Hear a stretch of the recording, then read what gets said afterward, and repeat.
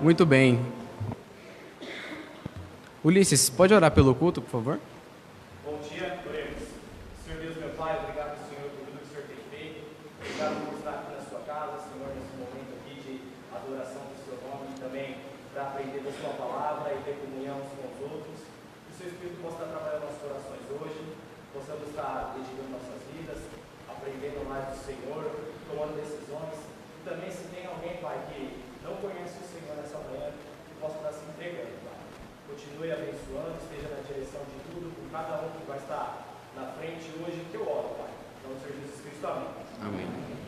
Número 82, Meu Cristo.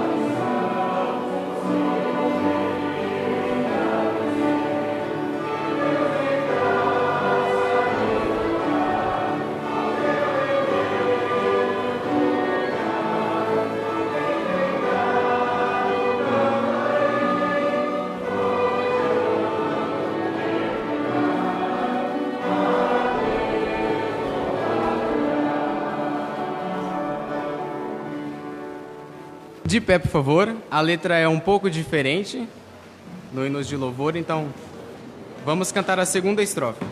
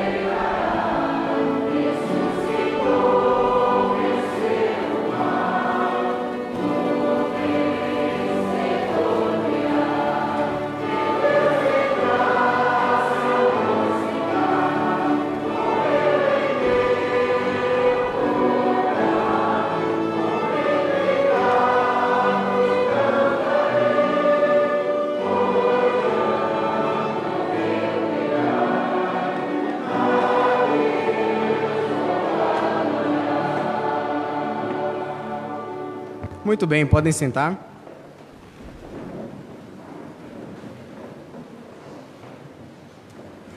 Vamos cantar agora um hino que aprendemos, acho que domingo passado, ou no outro. Sejam sempre a ti.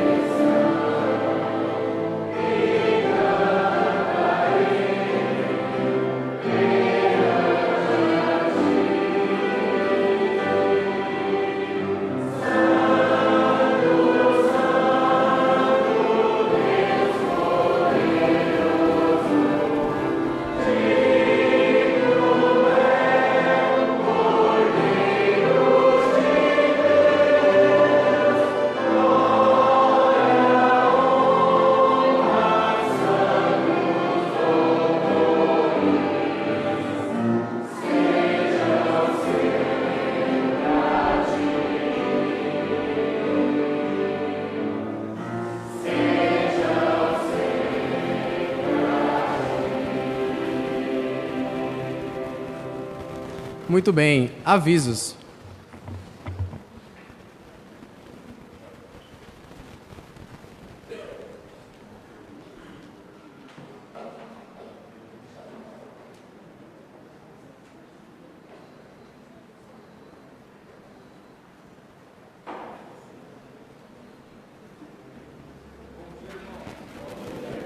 Sejam todos bem-vindos à casa do Senhor. Para nós adoramos, que bom estarmos aqui. Vamos aos avisos da semana. Todo domingo pela manhã, iniciando às 9 horas, logo em seguida a Escola Bíblica Dominical, à noite às 19 horas. E nas quarta-feiras temos o culto de oração, às 19h30. Cadastro, está sendo feito. Os irmãos que ainda não têm, se estiver pendente algum documento, alguma coisa, o irmão Juscelio está ali e o irmão Marcos estão fazendo o cadastro de todos os membros da igreja. O ensaio do coral, todos os domingos aqui, com o irmão Pedro, às 17h30. Soldado de Cristo, aos sábados, todos os sábados, meninos e meninas de 7 a 11 anos aqui na igreja. O horário é das 10 às 11h30. Mini Cyber, 10 de novembro às 15 horas, vai ser em Jandira. Investimento de R$10. As irmãs interessadas a colocar o nome ali na lista no balcão. Culto Jofac Jovem, a partir de 15 anos, todos os sábados às 17h30 aqui na igreja. Confranic, 15 de novembro, a saída daqui vai ser às 8 horas, vai ser lá na Serra da Graça, investimento de R$10. Chá de cozinha, dia 17 de novembro, às 15 horas, Luana e Cristiano, vai ser na igreja de Cotia.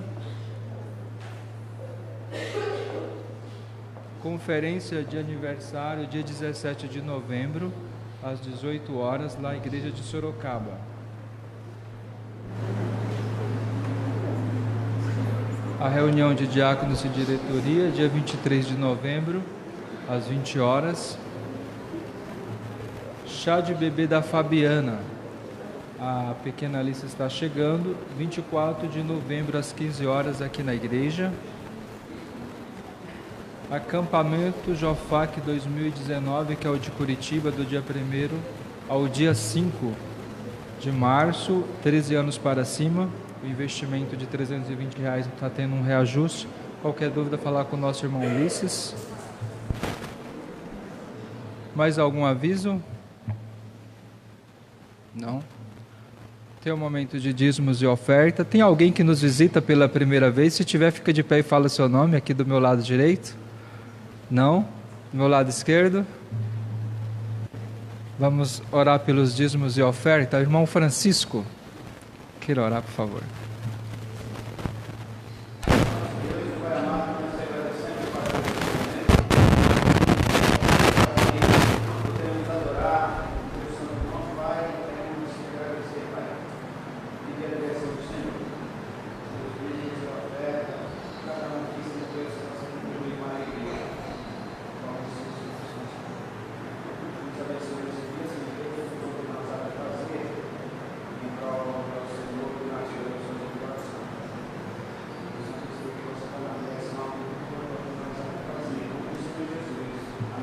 Amém.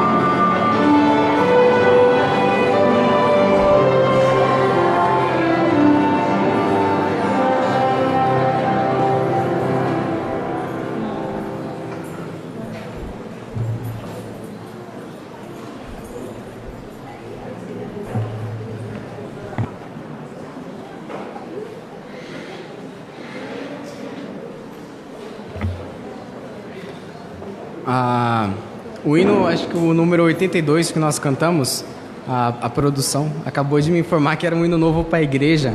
Então, eu já conhecia, então, para mim a letra já era familiar. Então, é por isso que eu estranhei um pouco que a igreja cantou bem fraco. Mas nós começaremos a cantar hinos novos, tá? Então, peço desculpas, porque eu não passei uma vez, tá?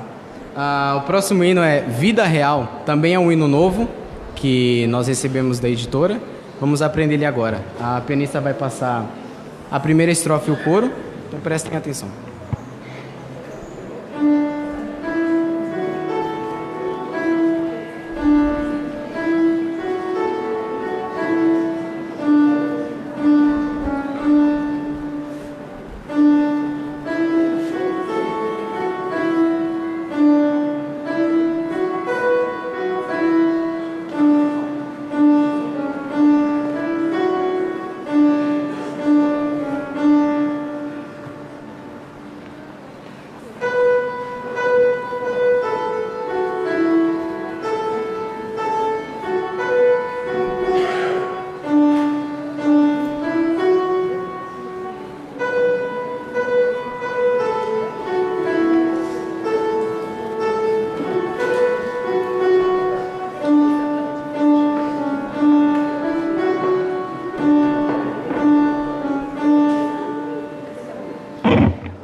Não é tão difícil, ele é bem repetitivo.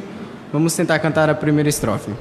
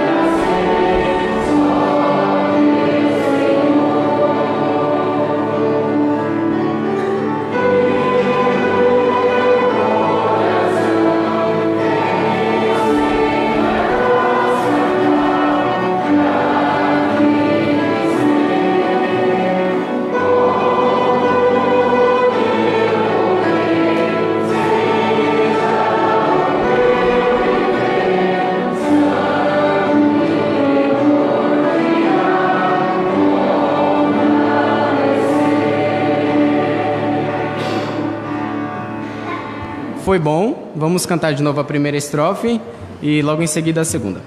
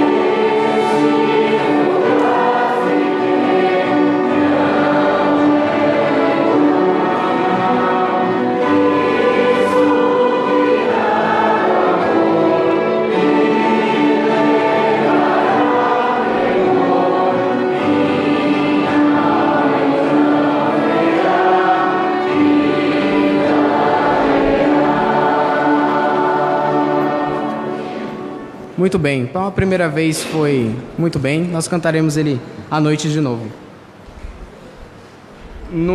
Último hino desta parte do culto. Número 78 do hino de louvor 3. Lindo és meu mestre. Esse nós já cantamos. Então peço que os irmãos se coloquem de pé. Após cantarmos a terceira estrofe, as crianças podem descer para o culto infantil.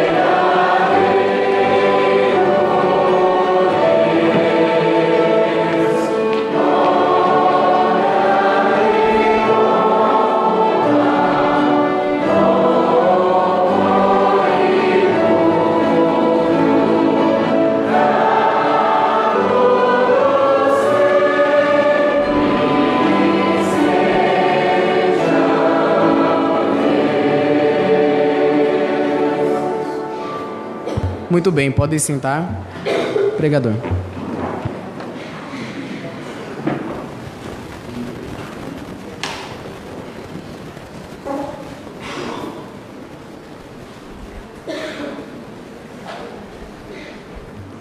Bom dia.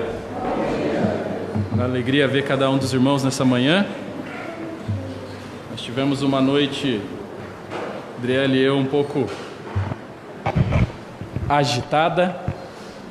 A Melissa, nós nos preparamos para deitar, ansiosos, porque sabíamos que teríamos uma hora menos de sono, né? E quando nós percebemos, ela começou a reclamar de uma coceira, alguma coisa assim no corpo, e fomos verificar, ela estava com algum tipo de irritação, uma alergia, alguma reação alérgica a alguma coisa. Então, meia-noite, no horário antigo, 1h da manhã do horário novo, saímos e fomos para o hospital. Chegamos, passamos pela consulta, vimos o que era, realmente era uma reação alérgica, não sabemos ao que, alguma coisa que comeu ou não sei. A médica deu uma injeção Aí para dar a injeção foi aquele desafio, né?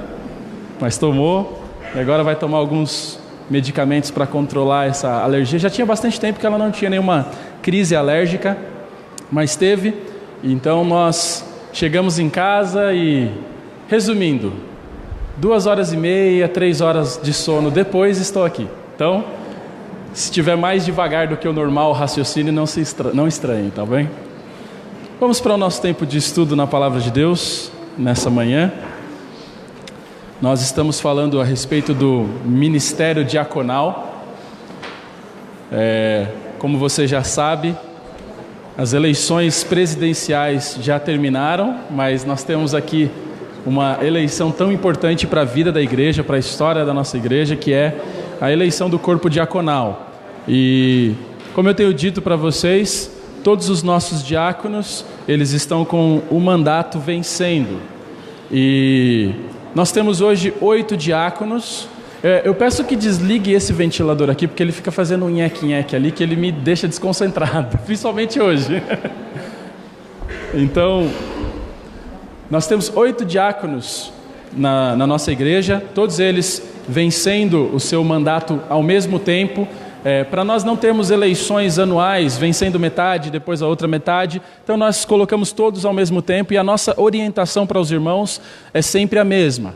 Dentre os 8 diáconos que nós temos hoje, você escolhe 4 para permanecerem. Então, desses 4 que ficarão, é extremamente importante isso para que nós tenhamos um corpo diaconal já experiente, não cheguemos com 8 diáconos novos que não sabem nem exatamente como funcionam as coisas. Então é importante que nós tenhamos uma eleição nesse modelo. Então, dos 8 você escolhe 4 para permanecerem.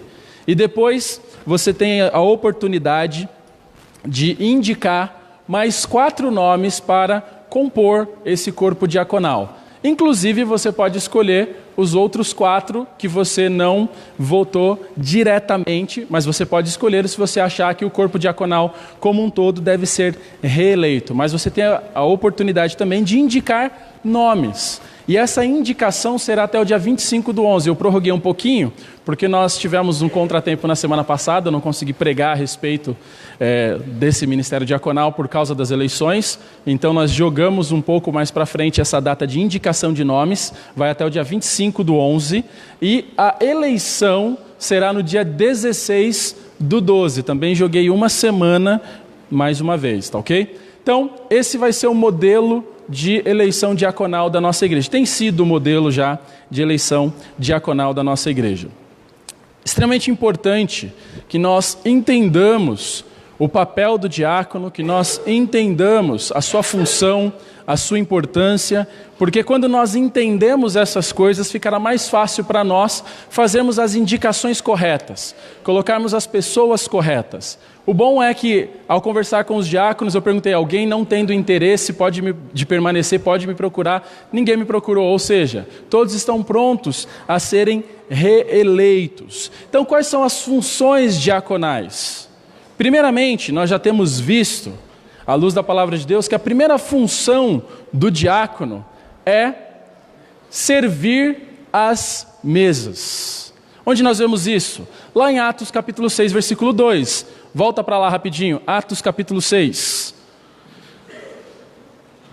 Atos 6, 2.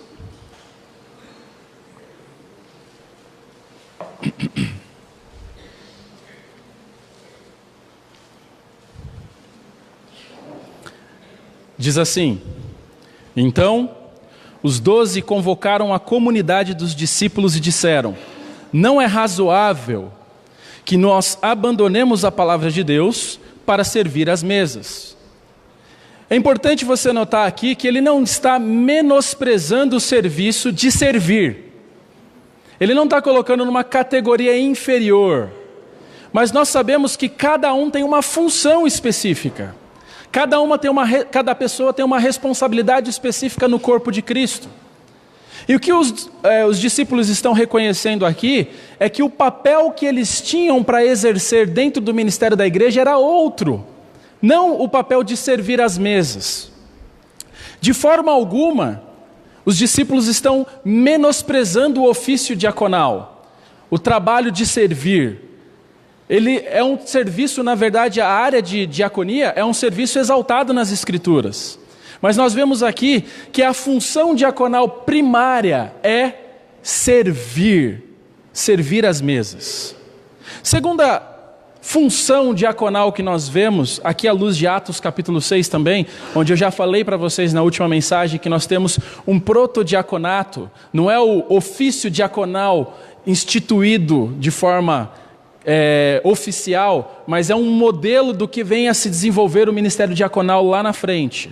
Mas a segunda função que Atos capítulo 6 nos apresenta da função diaconal é o apoio ao ministério dos apóstolos. Olha o que diz no versículo 4, capítulo 6, versículo 4. Os apóstolos dizem: e quanto a nós, nos consagraremos à oração e ao ministério da palavra. Ou seja, para que os apóstolos tivessem condição de se dedicarem à oração, ao estudo da palavra, era necessário que os apóstolos servissem às mesas, entendeu? Que os diáconos servissem às mesas. Uma coisa estava associada à outra. Então, os discípulos serviam às mesas para que os apóstolos pudessem alimentar o povo.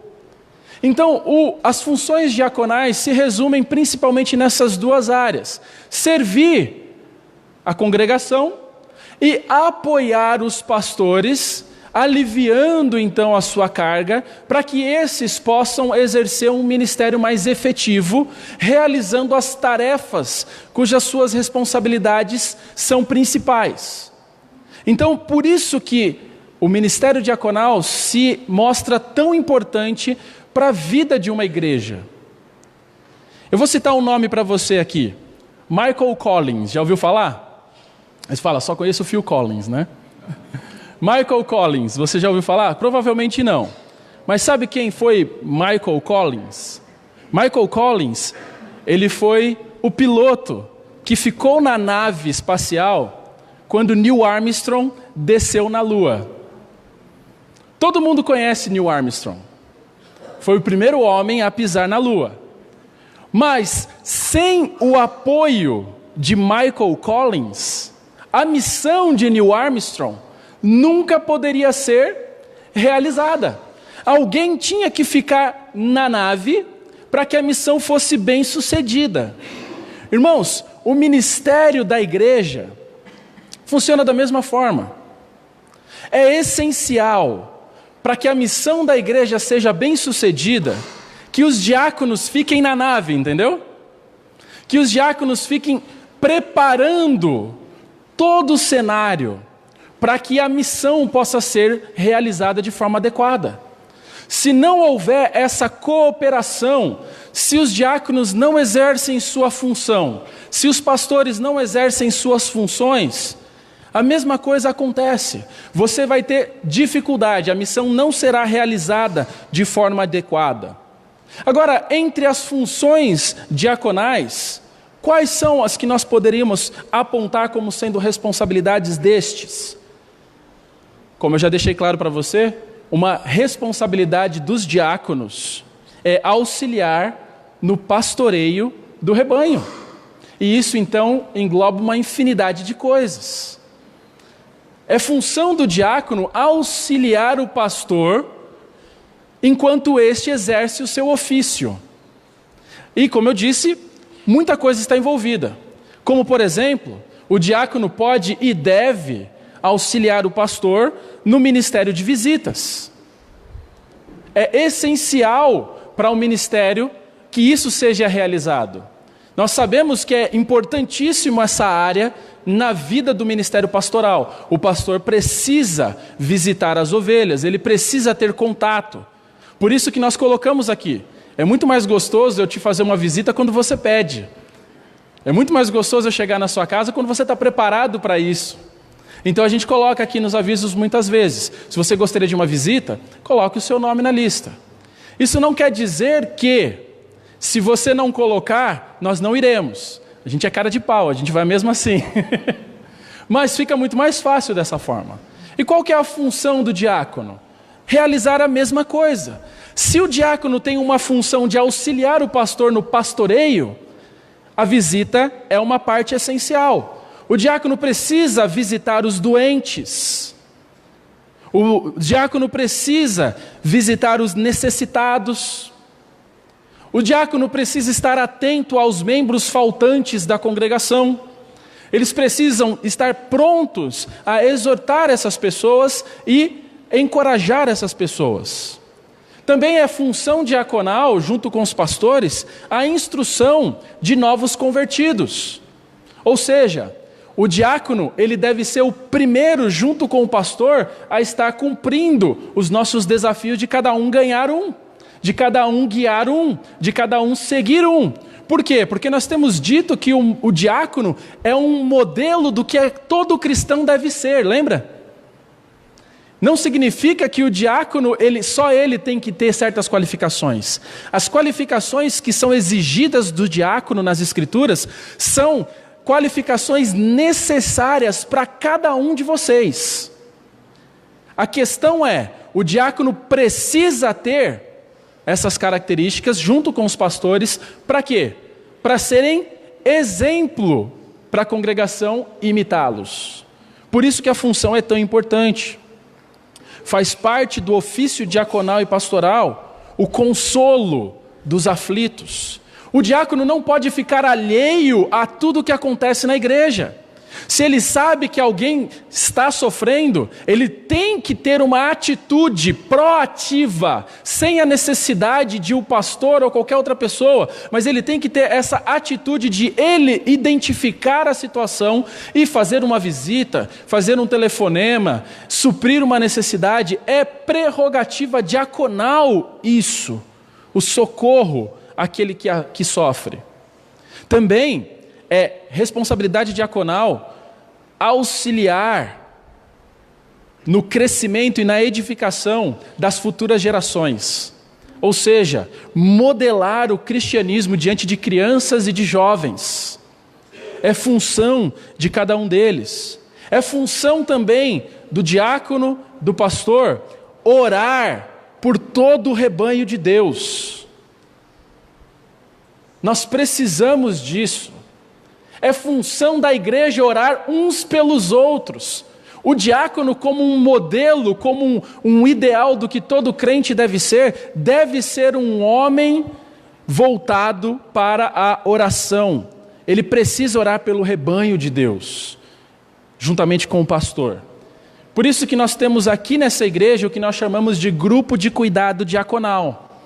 É difícil você orar todo dia ou semanalmente por todos os membros da igreja, o diácono. Eu sei, nós temos aqui 170 membros na igreja, e você orar por todos os dias, você vai ter que ter um tempo considerável de oração, e talvez você não tenha tempo para tudo isso, é compreensível.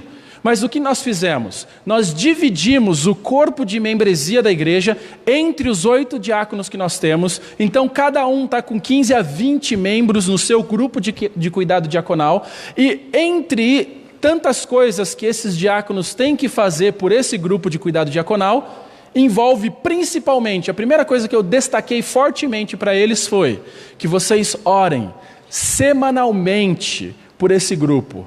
Porque se você orar semanalmente por esse grupo, você escolhe se você vai orar todos os dias por todos, ou se você vai dividir isso durante a semana e orar na segunda por 3 ou 4, na terça por 3 ou 4, na quarta por 3 ou 4, e por aí vai. Agora, é o tipo de ofício que eu não fico pegando no pé falando, está fazendo? Por quê? Eu entendo que se você está nessa função, você entende que essa é sua responsabilidade. Por isso que nós escolhemos esse período para ensinar a igreja e para aqueles prospectos diáconos entenderem que faz parte da sua responsabilidade orar pelo rebanho de Deus. Também é importante nós destacarmos que função diaconal também é informar o pastor sobre situações que estão acontecendo no rebanho, cujas quais fogem da sua capacidade de lidar com aquilo. Porque muitas vezes o pastor não sabe exatamente o que está acontecendo por estar um pouquinho mais distante. E o diácono, essa ideia, é um dentre. Ele está ali no dia a dia, ele deve estar ali no dia a dia, no contato, dentro daquele grupo de cuidado diaconal, e ele pode apontar para a gente: pastor, o senhor percebeu que fulano não tem chegado aos cultos já faz tantos domingos? E eu digo muitas vezes: olha, não percebi. Por quê? Porque são tantos, e às vezes nós passamos desapercebido esse fato. Então o diácono tem essa função de chegar e falar: ó, sim, tem acontecido. Aí eu vou perguntar: já visitou? Já entrou em contato? Esse é o primeiro passo do diácono, fazer esse contato. E se algo, ao ter esse contato, ele descobre que é algo que foge da sua competência, o que ele deve fazer? Chegar para a liderança, e aí nós trabalharemos juntos nessa situação. É parte da função diaconal, extremamente importante, representar a igreja. A liderança diaconal é uma liderança representativa. Por isso que muitas vezes nós tomamos certas decisões entre o corpo diaconal e pastoral. Por quê? Porque quem elegeu os diáconos? A igreja. Vocês estão elegendo aqueles que vão te representar na condução da igreja. Então, por isso que é extremamente importante você saber que, como diácono, você é um representante do povo. Ou seja, aquilo que nós conversamos, você deve pensar não somente como diácono, mas como membro da igreja e pensando no bem do corpo. Então é extremamente importante que você não se esqueça dessa função. Além disso, faz parte da prerrogativa diaconal distribuir os elementos da ceia. Infelizmente, na maioria das igrejas, essa é a única função diaconal. O cara é diácono. A única coisa que ele faz, ele distribui a ceia na igreja. E isso é errado.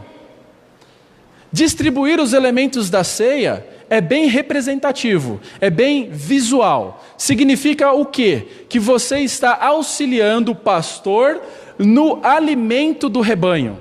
É por isso que os diáconos exercem essa função. Para mostrar essa representatividade, essa participação, essa parceria com a igreja em alimentar o rebanho. Então o diácono auxilia sim, e essa é uma função importante na distribuição dos elementos da ceia. Por isso que eles são chamados para fazer a distribuição da ceia e não qualquer outro membro da igreja como um todo. Não que qualquer outro membro não possa fazê-lo, entendeu? Qualquer outro membro pode fazer, mas nós fazemos dessa forma, sempre foi feito dessa forma, para ilustrar essa situação de os diáconos auxiliando os pastores na alimentação e no cuidado do rebanho. Agora, irmãos, como é o processo de eleição e instalação dos diáconos? É importante sempre nós destacarmos que os pastores, eles são supervisores, não são eles quem escolhem, não são eles quem elegem. Nós vemos nas escrituras em 1 Timóteo, capítulo 3, versículo 1, sendo dito assim: fiel é a palavra. Se alguém aspira ao episcopado, excelente obra almeja. Episcopado, no original aqui, significa nada mais, nada menos do que supervisor. O pastor, ele tem uma função de ser um supervisor, de gerenciar. Quando nós olhamos em Tito, capítulo 1, versículo 7, diz: porque é indispensável que o bispo, e essa palavra, bispo, também tem o mesmo sentido, supervisor.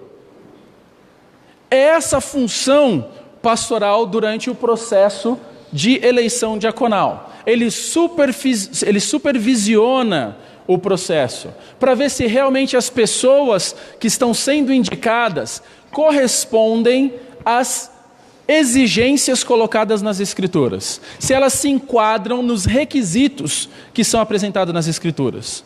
Por isso que os pastores, eles devem supervisionar o processo de eleição, dado a importância do cargo.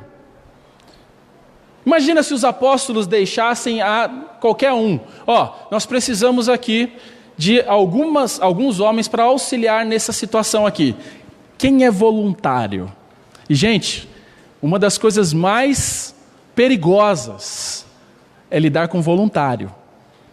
Porque quando você pede um voluntário, você tem que aceitar o que vier. Por isso que é extremamente importante nós vermos que, durante o processo de escolha, lá em Atos capítulo 6, os apóstolos colocaram o quê? Critérios. Colocaram qualificações.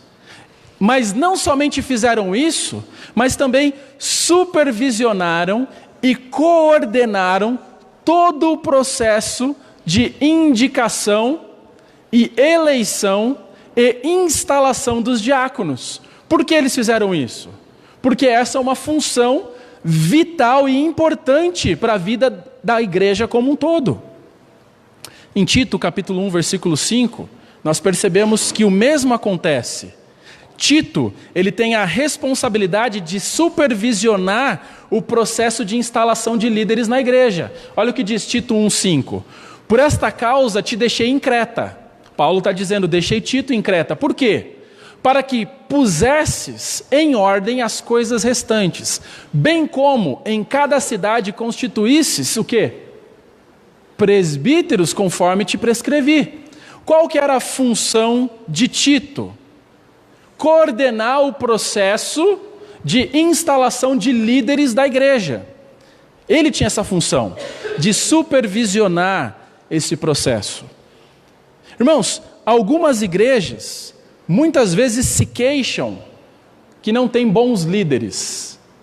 Queixam-se dos seus diáconos, queixam-se dos seus líderes como um todo. Mas sabe, é responsabilidade da própria igreja eleger os seus líderes.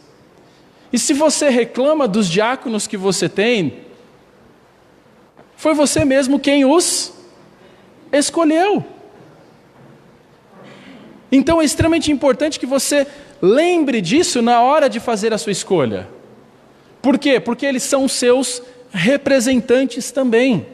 2 Timóteo capítulo 2, versículo 2 diz, e o que da minha parte ouvistes através de muitas testemunhas, isso mesmo transmite a homens fiéis e também idôneos para instruir a outros. Então a ideia é que nós tenhamos sempre homens preparados a assumir a responsabilidade de condução do rebanho de Deus.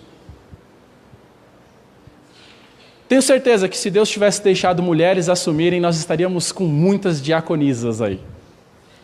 Mas para homens muitas vezes é difícil, sabe por quê? Porque homens faz o que eles fazem de melhor. Sabe o que homem faz de melhor? Se esconder. Se omitir. Se ausentar das suas responsabilidades. E nós vemos nas Escrituras que Deus coloca o peso nas costas de quem para a condução do povo de Deus? Do homem. Só ouvi mulher falando. Ele coloca nas costas de quem a condução do povo de Deus? Dos homens. É essa responsabilidade dada por Deus. Por isso que dentro do processo de eleição, nós temos algumas coisas que nós devemos pontuar. Primeiramente, para alguém ser um diácono, ele precisa desejar. 1 Timóteo 3,1 diz, fiel é a palavra, se alguém aspira ao episcopado, excelente obra almeja. Aqui falando a respeito do ministério pastoral, o ministério de liderança da igreja, ele mostra aqui que primeiramente a pessoa que vai exercer a função pastoral, a função de condução do povo de Deus, ele primeiramente precisa o quê? Aspirar, ou seja, desejar.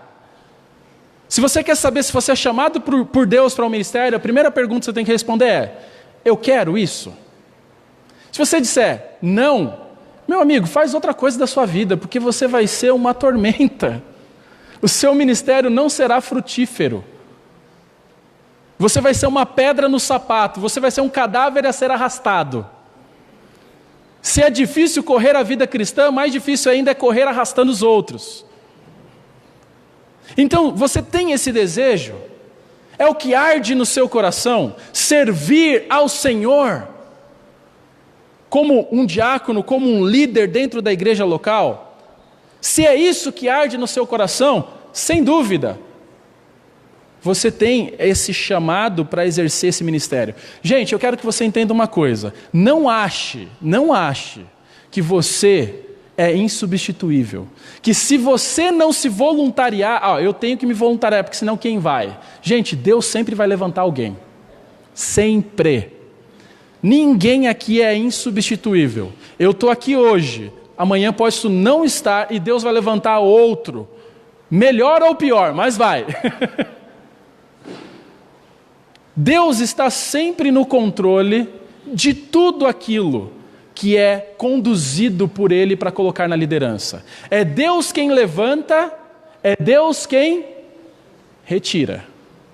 É Ele que está no controle soberano e absoluto de todo esse processo de movimentação. Então nós vemos isso de forma bem clara, que se você tem esse desejo, se você não tem esse desejo, avalie o seu coração diante de Deus, que alguma coisa pode estar errada. Mas, antes de assumir a sua posição, ore muito a Deus para que Ele te mostre o que está errado, se você não tem esse desejo de exercer essa função. Será que é orgulho? Será que é preguiça? Será que é fazer o que o homem faz de melhor?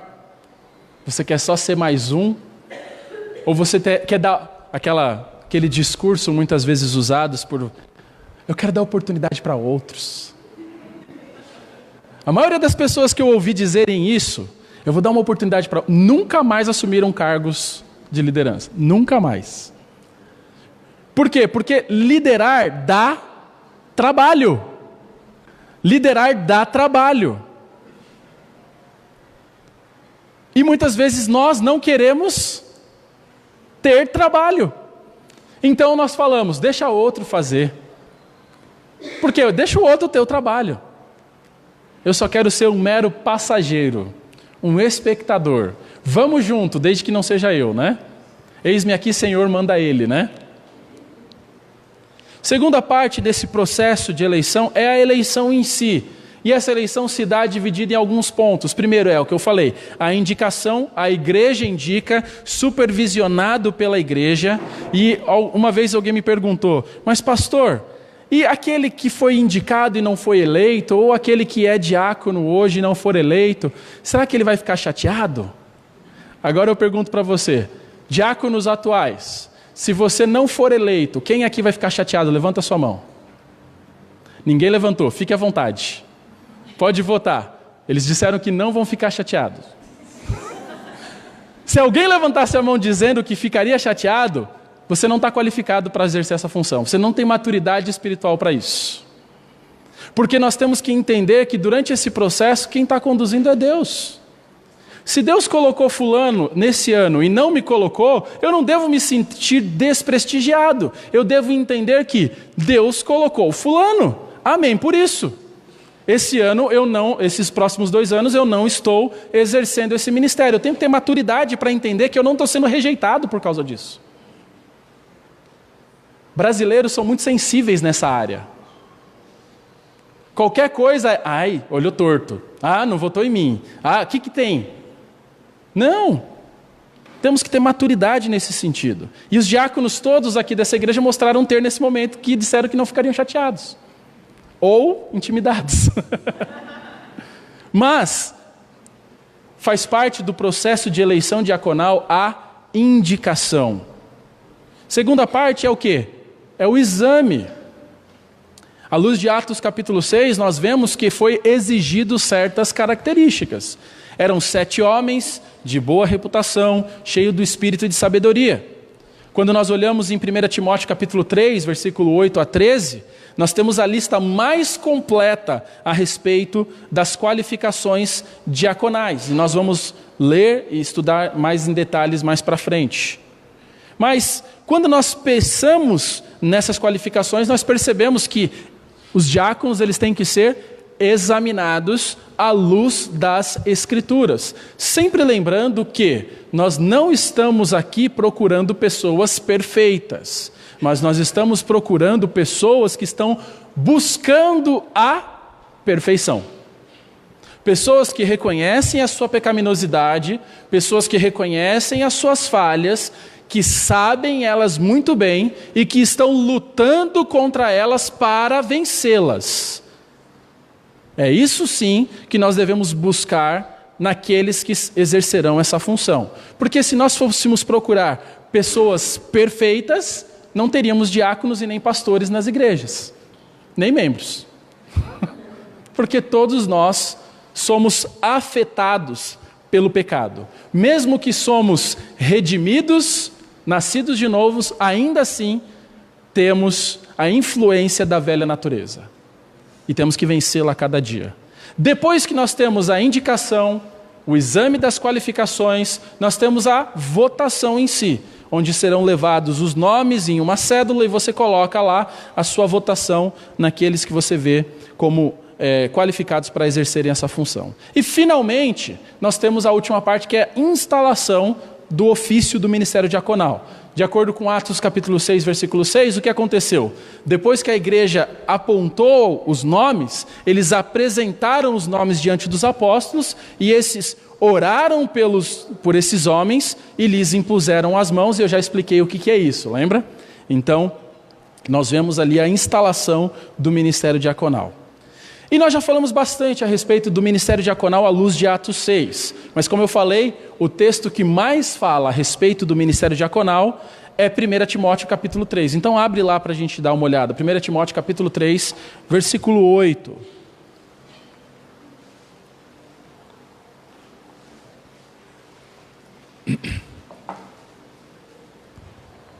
Capítulo 3 de 1 Timóteo está falando a respeito da liderança da igreja. Versículo de 1 a 7, ele fala a respeito dos presbíteros, dos pastores. Versículo 8 a 13, ele vai falar a respeito dos diáconos. E nós poderíamos resumir todo o ensino de Paulo a respeito de pastores e diáconos dizendo a seguinte frase: Deus está à procura de homens com um coração íntegro diante dele, para que possam conduzir o seu povo. Vou repetir. Deus está à procura de homens com um coração íntegro diante dele, para que possam conduzir o seu povo. Irmãos, as qualificações para ser um líder espiritual na igreja, elas não estão relacionadas aquilo que você pode fazer. As qualificações exigidas para um diácono, para um líder na igreja de Deus, elas não estão focadas na capacidade que essa pessoa tem, nos dons que essa pessoa tem, nos seus talentos, mas as qualificações estão focadas em quem a pessoa é. São qualificações de caráter.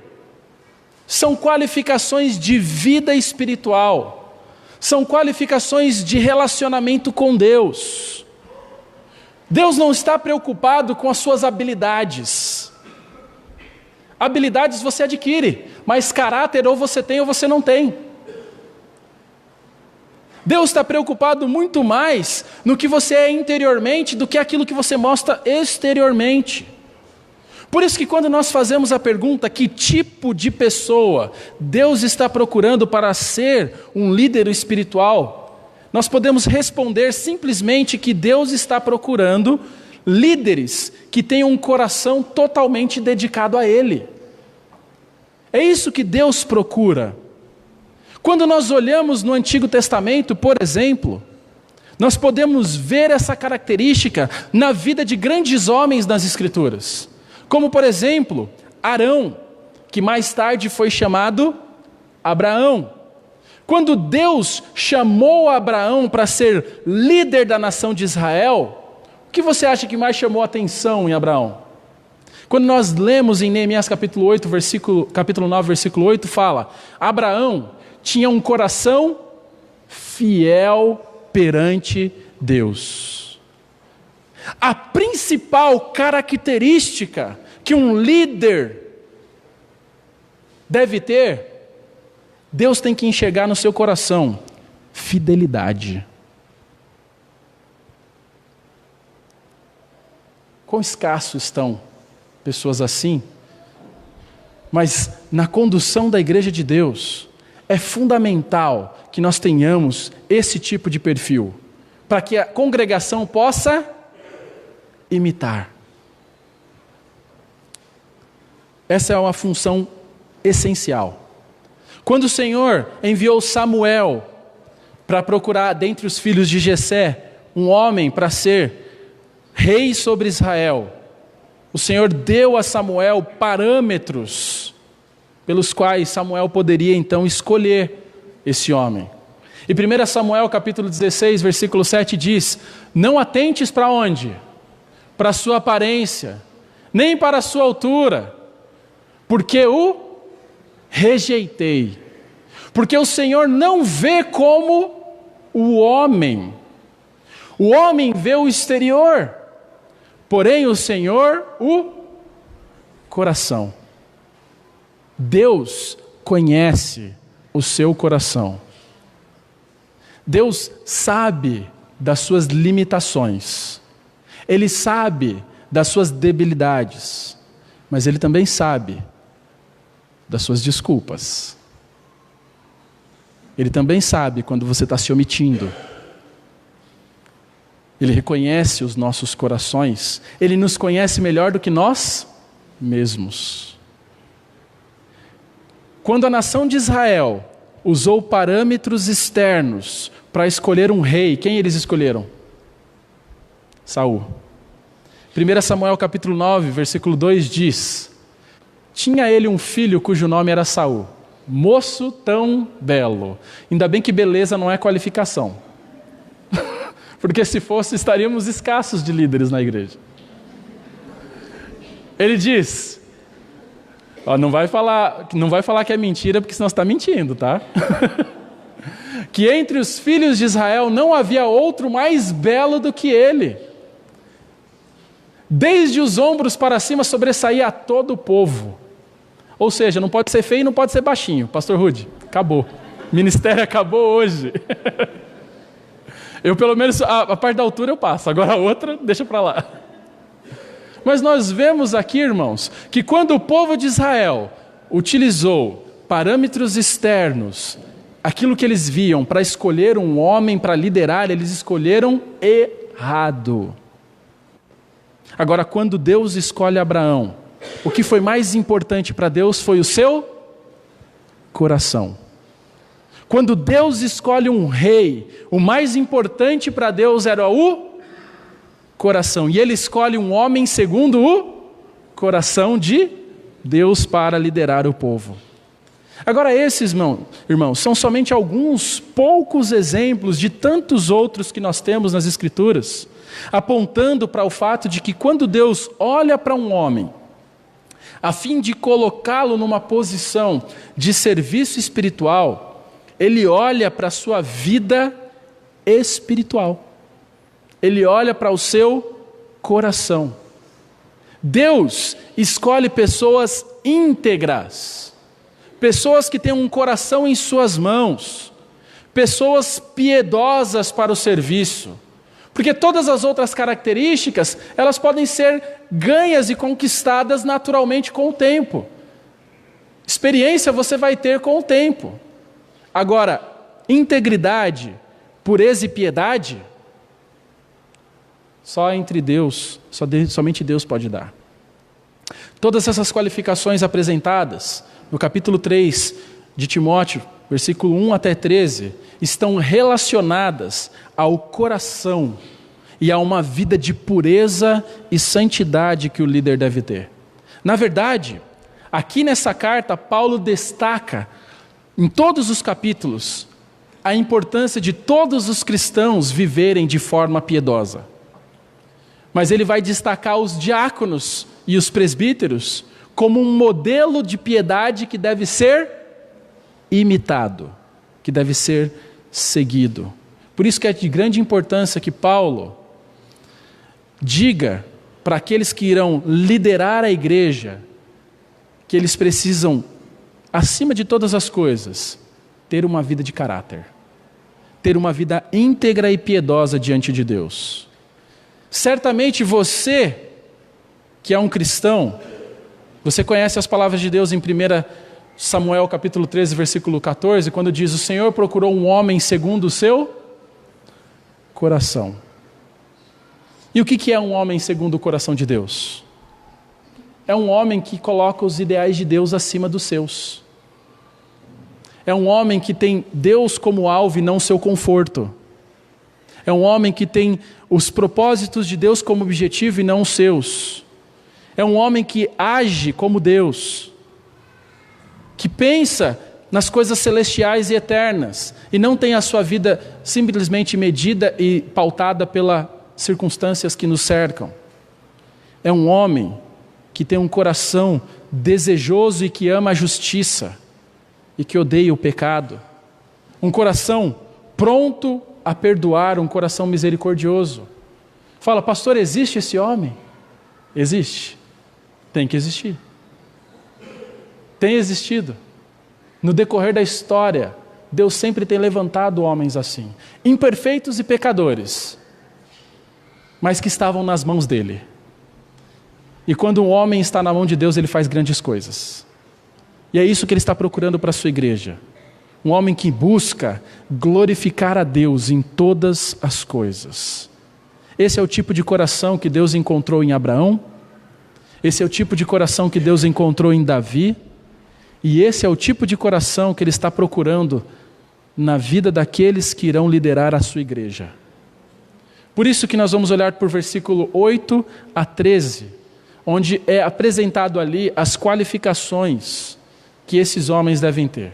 Não temos tempo para tratar, já foi o nosso tempo, mas nós vamos ler versículo 8 a 13. E na semana que vem eu quero tratar essas qualificações de 1 Timóteo de forma bem detalhada, se o nosso tempo der, né? Se não der, a gente divide em duas. 1 Timóteo 8, capítulo 3, 8 a 13.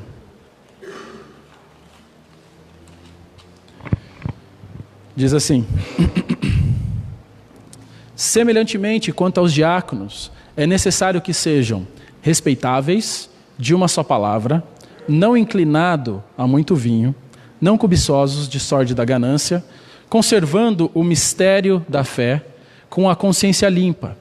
Também sejam estes primeiramente experimentados, e se mostrarem irrepreensíveis, exerçam o diaconato. Da mesma sorte, quanto às mulheres, é necessário que sejam elas respeitáveis, não maldizentes, temperantes e fiéis em tudo. O diácono seja marido de uma só mulher e governe bem seus filhos e a própria casa. Pois os que desempenharem bem o diaconato alcançam para si mesmos justa preeminência e muita intrepidez na fé em Cristo Jesus. Vamos orar? Pai, nós agradecemos pelo tempo, pela oportunidade que nós tivemos de aprender mais do Senhor. Eu rogo ao Senhor, ó Deus, que nessa próxima mensagem, quando nós vamos entrar nas qualificações apresentadas por Timóteo, para Timóteo aqui, que nós possamos, ó Deus, estarmos com os corações sensíveis e derramados diante do Senhor, para que cada homem aqui possa entender a sua responsabilidade de, mesmo que não venham a exercer o diaconato, mas estarem prontos a isso. Que cada homem aqui possa entender que essas qualificações não são restritas somente a aqueles que exercem o diaconato, mas são um ideal que todo cristão deve exercer. Que as qualificações que as esposas dos diáconos têm também não são restritas a elas, mas que cada mulher da igreja também deve ter essas características. Que nós tenhamos, ó Pai, maturidade e direção do Senhor para todo esse processo onde nós levantaremos aqueles que vão liderar a sua igreja juntamente conosco. Porque em nome de Jesus que nós oramos. Amém. Obrigado, irmãos. Vamos nos dividir então para as classes de escola dominical.